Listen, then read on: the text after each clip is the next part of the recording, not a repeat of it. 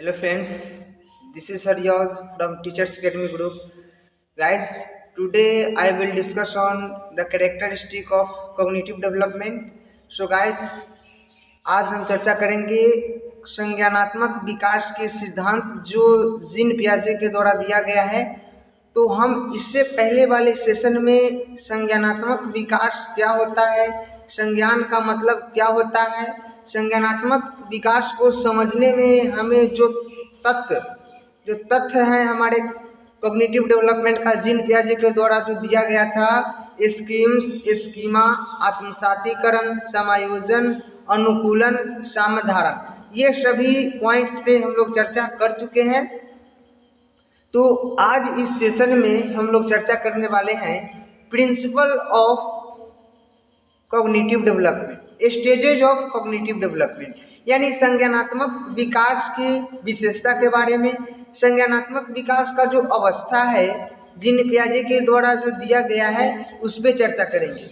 और गाइस, ये एक ऐसा टॉपिक है जिससे सीटेट में हर ईयर क्वेश्चन आता है। आप कोई भी टेट का प्रिपरेशन करें, आप जीन पियाजे को इग्नोर करके नहीं चल सकते हैं, क्योंकि ये जो फिलोसफर है, ये जो साइकोलॉजिस्ट है, वो बाल अध्ययन किए हैं, यानी बच्चों पे अध्ययन किए हैं, और खास करके अपने पत्नी के साथ मिल करके खुद के अपने 3 बच्चों पे इन्होंने अध्ययन किया। और इन्होंने अध्ययन जो किया था, कहाँ किया था, इन्हें अध्ययन करने के लिए प्रेरणा कब मिला, क्यों इन्होंने रिसर्च किया, कॉग्निटिव डेवलपमेंट नाम क्यों दिया, ये सभी पे हम चर्चा करेंगे। तो चलिए गाइस, जो स्टूडेंट नए होंगे चैनल को सब्सक्राइब करेंगे, वीडियो को लाइक शेयर कर देंगे। चलिए अब हम स्टार्ट करते हैं। और गाइस, जितना भी आपको कंटेंट मिलेगा वो NCERT बुक का कंटेंट मिलेगा और मेरा एक्सपीरियंस मिलेगा। तो ध्यान से वीडियो को अंत तक देखिएगा। वीडियो अच्छा लगेगा तो लाइक जरूर कीजिएगा। चलिए हम स्टार्ट करते हैं गाइस। बाल विकास एवं शिक्षण शास्त्र का यह एक टॉपिक है जिसे आप लोग शॉर्ट में कहते होंगे CDP, child development and pedagogy. तो बाल विकास एवं शिक्षा शास्त्र में विकास जो टॉपिक था हमारा वो खत्म हो चुका है, और हम जो है CBSE के द्वारा जो ऑफिशियल सिलेबस अपलोड किया गया है, सीटेट का जो ऑफिशियल सिलेबस है, उस सिलेबस के अकॉर्डिंग ही हम आप लोगों को प्रिपरेशन करवाते हैं। अदर यूट्यूबर की तरह नहीं कि कुछ भी कोई दूसरा टेट का भी उठा करके हम इसमें शामिल कर देते हैं, वैसा कुछ भी नहीं है। हम केवल आप सिलेबस से पढ़ा रहे हैं जो टू द पॉइंट आपका सीटेट से रिलेटेड है। चलिए अब हम डिस्कशन करेंगे।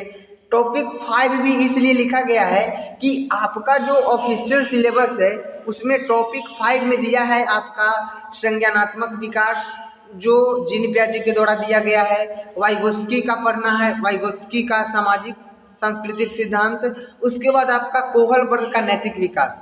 तो टॉपिक 5A जिसका पार्ट A हम लोग डिस्कशन कर चुके हैं, आज पार्ट 2 पे यानी पार्ट B पे डिस्कशन होगा। इसमें हम लोग चर्चा करेंगे संज्ञानात्मक विकास के सिद्धांत। उस दिन हम लोग केवल संज्ञानात्मक विकास को समझे थे, संज्ञानात्मक विकास का प्रत्यय समझे थे। चलिए अब आपके डिस्प्ले पे दिखेगा संज्ञानात्मक विकास जीन पियाजे के द्वारा ये दिया गया है। तो दोस्तों ध्यान से सुनिएगा, जीन पियाजे के बारे में कुछ हम आप लोगों को बतला देते हैं पहले कि जीन पियाजे जो हैं ये प्रमुख स्विट्जरलैंड के मनोवैज्ञानिक है। क्वेश्चन आपसे पूछेगा कि निम्नलिखित में से स्विस मनोवैज्ञानिक है, स्विस कहने का मतलब स्विट्जरलैंड के मनोवैज्ञानिक कौन है, तो स्विट्जरलैंड के आपके मनोवैज्ञानिक है जीन पियाजे, जिन्होंने संज्ञानात्मक विकास पे अध्ययन किया, संज्ञानात्मक विकास का सिद्धांत दिया।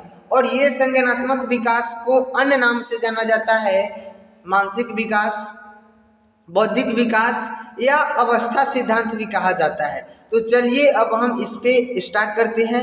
लगभग सभी स्टूडेंट इस सेशन में जुड़ गए होंगे, तो लाइक करेंगे, वीडियो को अंत तक जरूर देखिएगा। देखिए अब जीन पियाजे के बारे में हम पढ़ते हैं। तो जीन पियाजे के द्वारा कुछ बच्चों के बारे में कथन कहा गया है, कुछ पॉइंट्स दिया गया है जिस पॉइंट्स से क्वेश्चन एराइज होते हैं हर ईयर।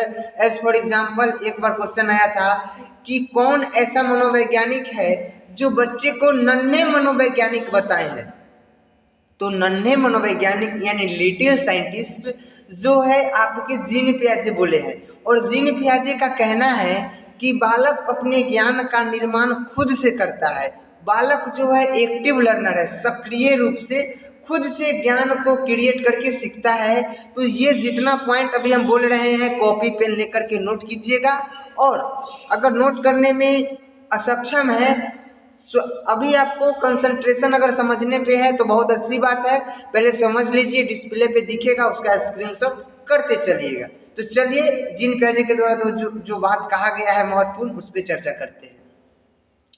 तो इन्होंने फर्स्ट पॉइंट बोला कि बच्चे अपने ज्ञान का निर्माण स्वयं करते हैं। स्वयं करने का मतलब कि बालक सक्रिय अधिगम करता है, बालक सक्रिय रूप से खोज करके सीख रहा है। इसीलिए इन्होंने बच्चे को नन्हे मनोवैज्ञानिक के रूप में देखा है, लिटिल साइंटिस्ट। तो अभी तक आपने 2 पॉइंट को कवर किया।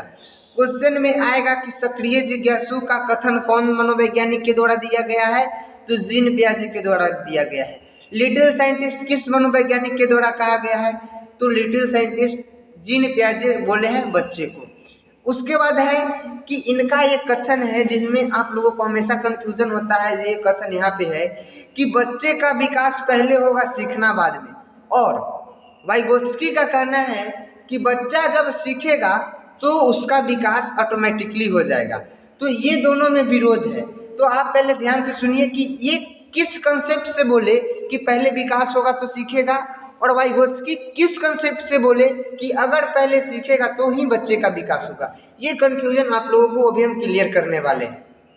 देखिए जो जीन पियाजे हैं ये है बायोलॉजिकल कैरेक्टरिस्टिक पे ज़्यादा बल देते हैं, यानी जैविकीय विविधता पे ज़्यादा बल देते हैं कि बालक अगर शारीरिक रूप से स्वस्थ है, इसका शारीरिक डेवलपमेंट अच्छे से हो जाएगा तो ये किसी चीज़ को अच्छे ढंग से सीखेगा। इनका कथन ये था। और वाइगोत्स्की जो है सोशियो कल्चरल है, सामाजिक सांस्कृतिक को मानने वाले हैं। तो इनका कहना है कि बालक अगर दूसरे के कांटेक्ट में जाएगा, समाज के कांटेक्ट में जाएगा, तो वहाँ पे ये अधिगम करेगा, और जब ये अधिगम करेगा यानी सीखेगा तो ऑटोमेटिकली इसमें विकास आ जाएगी। तो यही था इन दोनों का कथन। दोनों अपने अपने जगह पे सही है, किन्हीं को आप गलत नहीं कह सकते हैं। कोई जो है पहले अपने शारीरिक विकास को पहले विकास करता है, उसके बाद सीखता है, और कोई जो है सीखने के बाद अपने आप में चेंजिंग लाता है। तो यही कथन है, आप लोगों को कंफ्यूज नहीं होना है, ध्यान में रखना है। जीन पियाजे अगर बच्चे को लिटिल साइंटिस्ट बोले हैं तो बच्चे को वो हमेशा आगे रखे हैं, यानी उसके विकास के पक्ष को आगे रखे हैं। उसके बाद बालक जो है सीखेगा। अब हम नेक्स्ट पॉइंट पे ले चलते हैं आप लोगों को। देखिए जो बात बताए हैं वही दिया गया है कि जीन पियाजे बच्चे को जैविकीय विशेषता पर बल देते हैं, यानी बायोलॉजिकल कैरेक्टरिस्टिक पे। आप इसका स्क्रीनशॉट कर लेंगे। हम नेक्स्ट पे चलेंगे। अब है बच्चे स्वयं के प्रयासों से सीखता है, यानी जो मनोवैज्ञानिक होता है वो खुद से रिसर्च करता है। तो खुद से रिसर्च करने का मतलब खुद से ट्राई करेगा, खुद से प्रयास करेगा। यही बात मनोवैज्ञानिक जीन पियाजे के द्वारा दिया गया है कि बच्चा स्वयं के प्रयासों से सीखता है। अब है कि इन्होंने किस चीज पे बल नहीं दिया है, इन्होंने किस चीज को इग्नोर किया है। क्वेश्चन आया था कि निम्नलिखित में से कौन ऐसा कथन है जो जीन पियाजे का समर्थन करता है। तो क्वेश्चन में था अंतःक्रिया, सामाजिक संबंध, एक था जैविकीय विविधता, और एक था इनमें से कोई नहीं। तो जीन पियाजे जो है बायोलॉजिकल कैरेक्टरिस्टिक पे ज़्यादा बल देते हैं, जैविकीय विशेषता पे ज़्यादा बल देते हैं। तो वहाँ पे उनका ऑप्शन सही था। अब एक क्वेश्चन इस प्रकार से अगर पूछ ले कि किसको नकारे हैं, तो जीन पियाजे जो है सामाजिक विशेषता को नकारे हैं, इस पे बहुत कम बल दिया है। इनका कथन था कि बालक खुद के प्रयासों से ही सीखता है, इन्हें समाज में जाने की आवश्यकता नहीं है। यही बात कहने का मतलब था। और ये जो पॉइंट आपको दे रहे हैं यहाँ पे, ये प्रीवियस ईयर में डायरेक्ट क्वेश्चन आया था कि बच्चों का चिंतन वयस्कों से डैश में भिन्न होता है बजाय के डैश में, यानी बच्चे का जो चिंतन होता है वयस्कों से प्रकार में भिन्न होता है बजाय की मात्रा में। ये पॉइंट आप लोग ध्यान से सुन लीजिए। अब हम बताते हैं कि प्रकार और मात्रा क्या होता है। देखिए बच्चा जो है वयस्क से भिन्न तरीके से सोचेगा। वयस्क कोई जरूरी नहीं है कि वयस्क जितना सोचते हैं बालक भी उतना ही सोचेगा, ये जरूरी नहीं है। इनका कथन है जीन पियाजे का कि वयस्क से अधिक सोच सकता है बालक, लेकिन वो जितना भास्ट सोचेंगे, जितना अधिक सोचेंगे, जितना गहराई तक सोचेंगे, उतना बालक नहीं सोच सकता है। यही कहने का मतलब था। अब बात आता है कि जीन पियाजे जो 4 स्टेजेस दिए हैं, 4 चरण दिए हैं, इसमें से किसी भी चरण को छोड़ा नहीं जा सकता है। जो 4 चरण है, संवेदी गामक अवस्था, पूर्व संक्रियात्मक अवस्था, मूर्त संक्रियात्मक अवस्था और औपचारिक संक्रियात्मक अवस्था, ये चारों स्टेज जो है एक के बाद एक होता है। ये नहीं कि संवेदी गामक अवस्था के बाद डायरेक्ट बालक मूर्त संक्रियात्मक अवस्था में चला जाएगा, ये नहीं होता है। इसीलिए कहा गया है कि इनके अनुसार किसी भी चरण को छोड़ा नहीं जा सकता है। ये चरण जो है स्थिर है, यानी स्टेबल है। ये चरण एक चरण के आने के बाद आता है और ये एक दूसरे से इंटर रिलेटेड है, परस्पर संबंधित है। तो यहाँ तक आप लोग जान गए होंगे गाइस। अब जीन पियाजे के बारे में जो हम आपको बतलाए थे कि ये स्विट्जरलैंड के मनोवैज्ञानिक है और जिनका प्रशिक्षण प्राणी विज्ञान में हुआ था, ये पॉइंट आप लोग क्या करना है, आपको स्क्रीनशॉट कर लेना है, क्योंकि ये हम आपके नोट्स क्रिएट करने के लिए लिखे हैं। नहीं तो हम बिना लिखे हुए आपको केवल हम अपने लेक्चर से आपको समझा सकते थे, लेकिन जो व्याख्यान विधि होता है वो टीचर सेंटर्ड होता है। तो हम आप लोग के लिए प्रदर्शन सह व्याख्यान कर रहे हैं, यानी यहाँ पे हम अपने नोट्स को आपके सामने प्रस्तुत कर रहे हैं। उसके बाद हम अपना एक्सपीरियंस और कंसेप्ट शेयर कर रहे हैं, तो आप अच्छे तरीके से सीख सकते हैं। अब बात आती है कि जीन पियाजे कहाँ पे प्रयोगशाला किए, प्रयोग कहाँ पे किए, किस प्रयोगशाला में किए।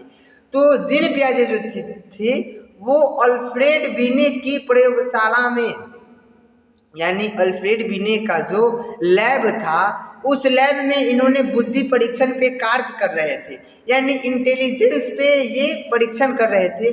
उसी समय बालकों के संज्ञानात्मक विकास पे कार्य करना शुरू किए। जब वे बुद्धि परीक्षण पे कार्य कर रहे थे तो उन्होंने देखा कि वहाँ पे जो बालक है वो बहुत सारी छोटी छोटी एक्टिविटीज में बहुत ज़्यादा गलतियाँ कर रहे थे। तो उन्होंने देखा कि भाई ये गलतियाँ क्यों हो रहा है। तो जब इन्होंने रिसर्च किया तो इन्होंने पाया कि बालकों के स्टेज के अनुसार उसे रिसर्च करने के लिए दिया जाना चाहिए, ठीक है। तभी जाकर के इन्होंने संज्ञानात्मक विकास पे काम करना।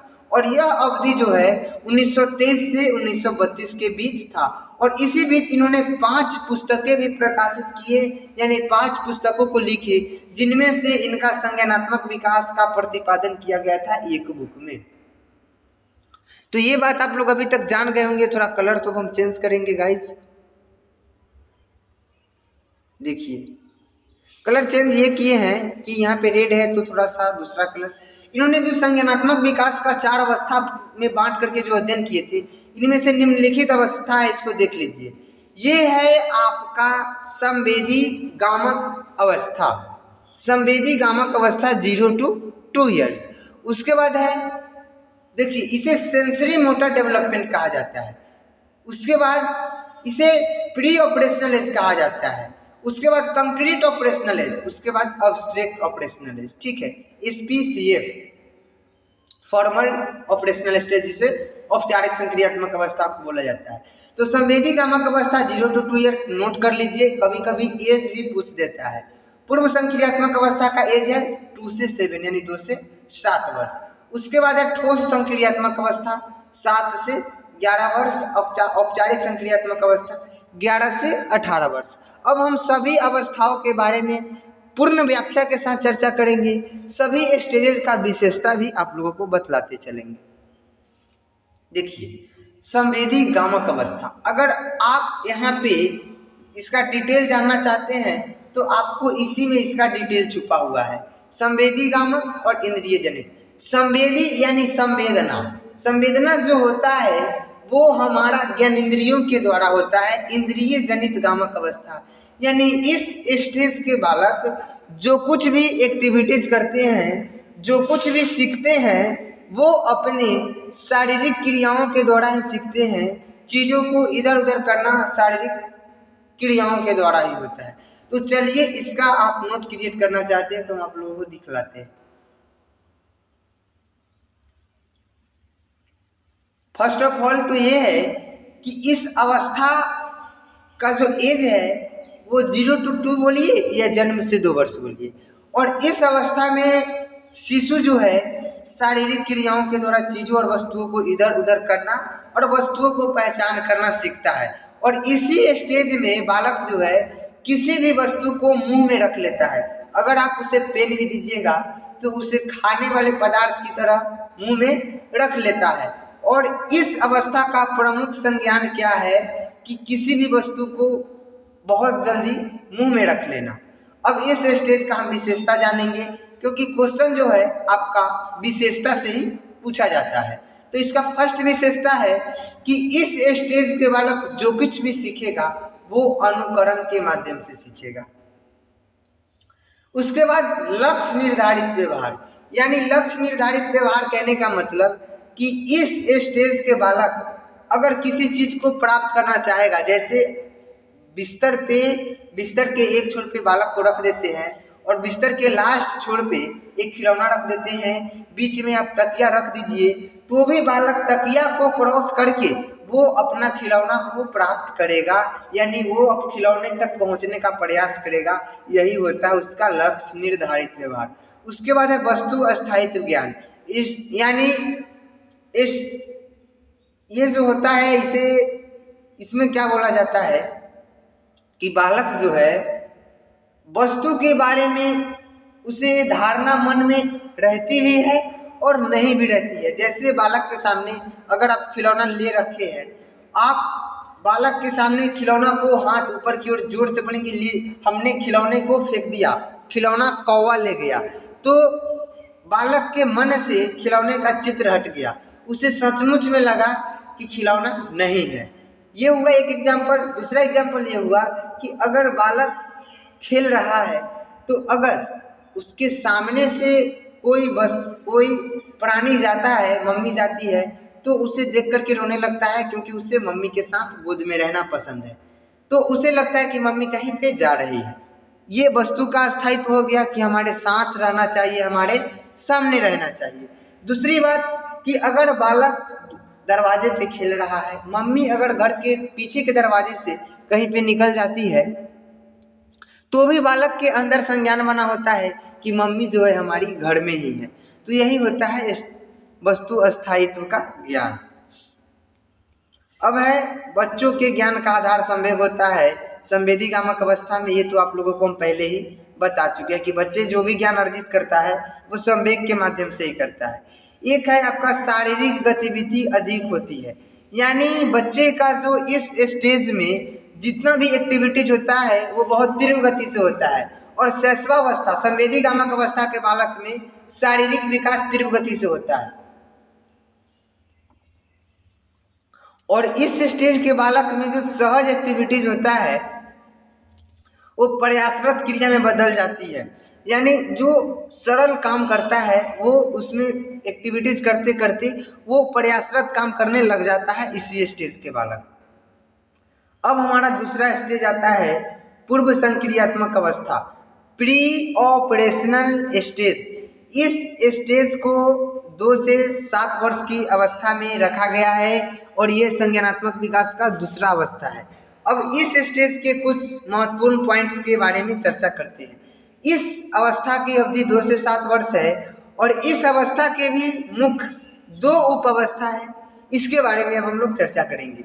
फर्स्ट है प्राक संप्रत्यात्मक अवस्था, इसे 2 से 4 वर्ष का आयु है, और अंतर्दर्शी अवस्था 4 से 7 वर्ष। तो अब ये दोनों के बारे में हम डिटेल से चर्चा करेंगे। प्राक संप्रत्यात्मक अवस्था, इस अवस्था में बालक सूचकता को समझने लगता है, यानी जैसे ही 2 साल के बाद के बालकों को अगर आप कड़े आंख से देखिएगा तो हो सकता है कि वो डर जाएगा, आपसे डरने लग जाता है, यानी सूचकता को, इंडिकेशन को वो समझने लगता है। फिर है इस अवस्था में शिशु में जीववाद और आत्मकेंद्रित का गुण पाया जाता है। देखिए एनिमिज्म, जीववाद कहने का मतलब कि इस अवस्था के बालक सजीव और निर्जीव में अंतर स्पष्ट नहीं कर पाता है। अगर उसे गुड़िया दे दीजिएगा खेलने के लिए तो गुड़िया को साथ में लेकर के सोएगा, उसे खाना खिलाएगा और उसके साथ खेलेगा और उसे सजीव की तरह रखेगा कि इसे ठंड लग जाएगी, इसे हम लेकर के सोएंगे, इसे भी खाना खिलाएंगे, ये हो गया। फिर कुछ बालक क्या करते हैं कि अगर उन्हें साइकिल है इस स्टेज के बालक, तो वो अपने साइकिल को शाम होते ही घर में लगा देते हैं कि इसे डर लगेगा, इसे बारिश में नहीं भीगने देना चाहिए। यानी वो सजीव और निर्जीव के बीच अंतर स्पष्ट नहीं कर पाते हैं। यही होता है जीववाद। अब बात आती है आत्म केंद्रित ईगोसेंट्रिक का।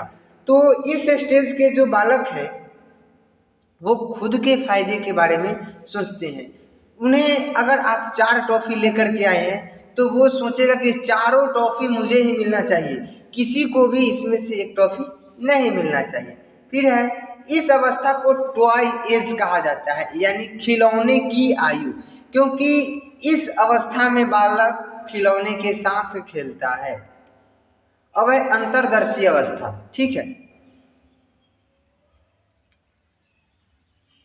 इस अवस्था में बालक पहले से अधिक परिपक्व हो जाता है और साधारण मानसिक प्रक्रिया करने लगता है, जैसे जोड़ घटाव गुणा भाग करने लगता है। यानी इस स्टेज का बालक को स्कूल में दाखिला हो जाता है और यह गणितीय संक्रिया करने लगता है।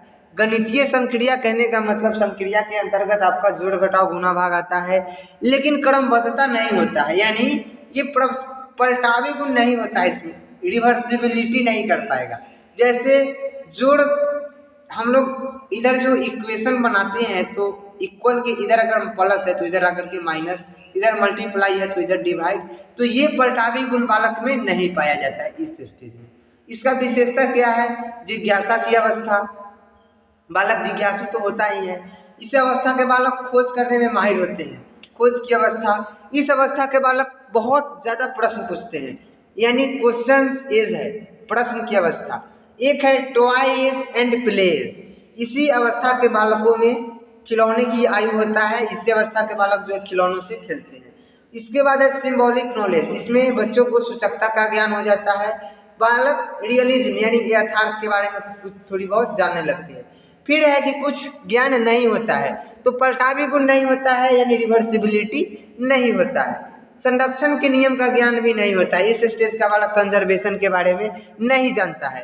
कंजर्वेशन का गुण ठोस संक्रियात्मक अवस्था यानी कंक्रीट ऑपरेशनल स्टेज, जिसे मूर्त संक्रियात्मक अवस्था कहा गया है, और इसका एज पीरियड है आपका 7 से 11 वर्ष। इसमें संरक्षण का गुण पाया जाता है।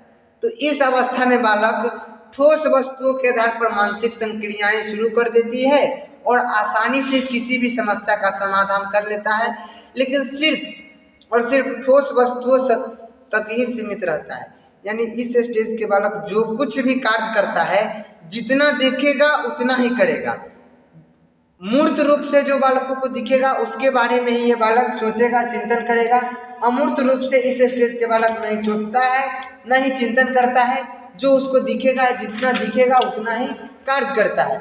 यही कहा गया है ठोस संक्रियात्मक अवस्था यानी मूर्त संक्रियात्मक अवस्था में। अब बात आती है इसका सेकेंड पॉइंट क्या है। इस अवस्था में गुण संरक्षण का पाया जाता है, तो पहले ही बता चुके हैं। अब है विशेषता, यानी इसका विशेषता क्या है, इसका प्रिंसिपल क्या है।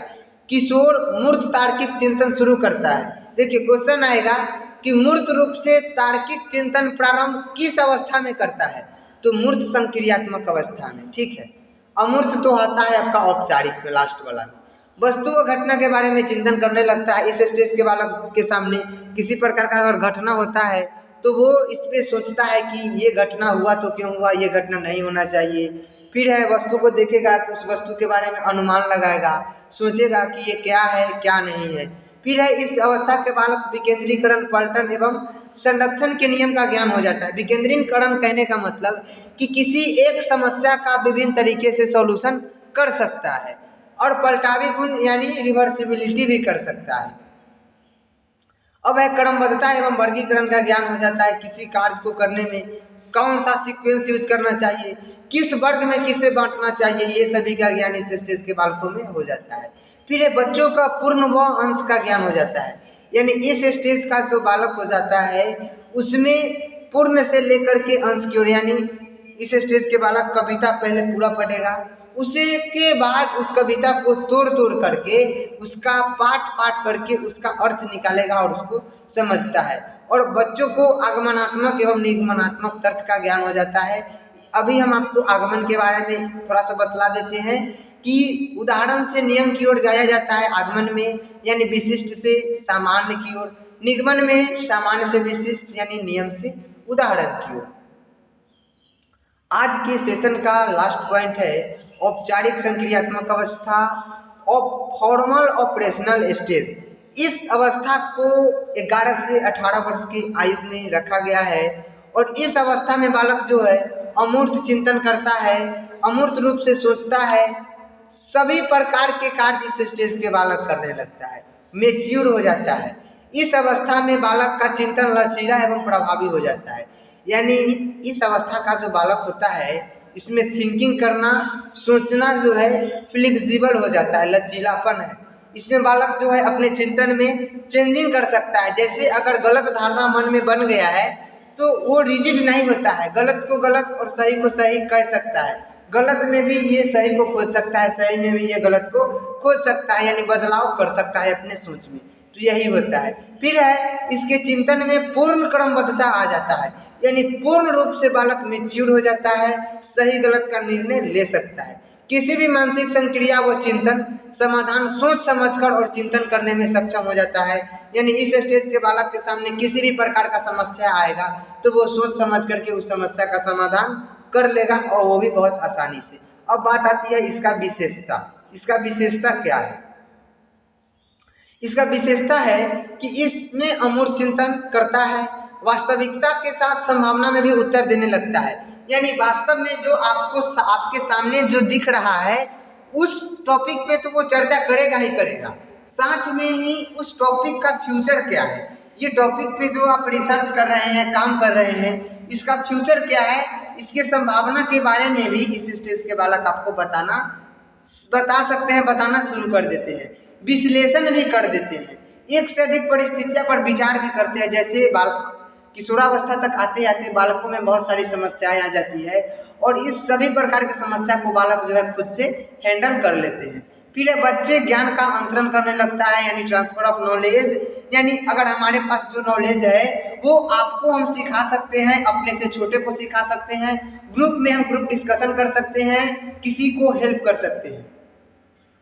और इस स्टेज के बालक जो है समस्या समाधान करने में निपुणता प्राप्त कर लेता है। तो दोस्तों आज का सेशन हमें बताइए कमेंट करके कि कैसा लगा, क्योंकि बहुत सारा मेहनत करने के बाद आपको ये सभी पॉइंट हम आपके लिए प्रस्तुत किए हैं। संज्ञानात्मक विकास का सिद्धांत जो टॉपिक 5 का बी था। तो दोस्तों फर्स्ट पॉइंट में हम लोग फर्स्ट टॉपिक 5 का ए में चर्चा किए थे संज्ञानात्मक विकास, और इसका आज सिद्धांत पे चर्चा किए हैं। तो ध्यान से आप लोग पढ़ लीजिएगा, क्योंकि सीटेट का एग्जाम बहुत जल्द हो जाएगा। कोरोना वायरस की वैक्सीन निकल गई है, रसिया इस पर ट्रायल कर चुका है। तो ध्यान से आप लोग पढ़िएगा, एग्जाम जब होगा तो बहुत कम समय दिया जाएगा आप लोगों को। चलिए सेशन को एंड करते हैं। संज्ञानात्मक विकास का सिद्धांत आज खत्म हुआ। अब हम लोगों को चर्चा करना है वाइगोत्स्की पे। चलिए धन्यवाद आप सभी का।